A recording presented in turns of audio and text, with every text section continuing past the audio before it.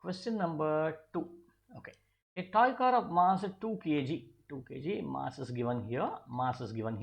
And this is on a horizontal surface. A force of 30 Newton is applied to the car at time t equal to 0. Frictional force of 10 Newton. Frictional force of 10 Newton is acting here throughout its motion. What is the speed of the toy car at t equal to 2 seconds? Okay. So now you can do this in two methods. Okay. Let me do by both the methods. The first method, what we do is we find out the net force here. Net force here is nothing but 30 minus 10, which is 20 Newton over here. We find out the acceleration, which is F net divided by mass. How much will this be? 20 divided by 2, which is equal to 10 meter per second square.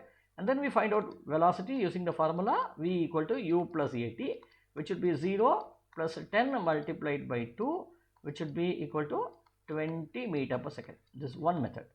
The second method, which many of them in my class used to do it, is that something like we already get this F net, and now I can also take delta P is equal to F net multiplied by delta T, right? So F net is 20 multiplied by delta T. What is delta T here?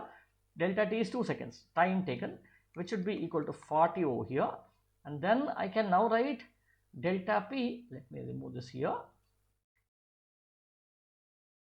Okay, so delta P, now what is delta P? Delta P is 2 times delta V, right? 2 is mass here, okay, m times delta V. Okay, so this should be equal to 40. Delta V should be equal to 20. What is delta V? V minus U is equal to 20. What is U? U is 0 because started from rest. So V should be equal to 20. Okay, you can get it by both the methods. Thus 20 meter per second is the right answer. B is the right answer.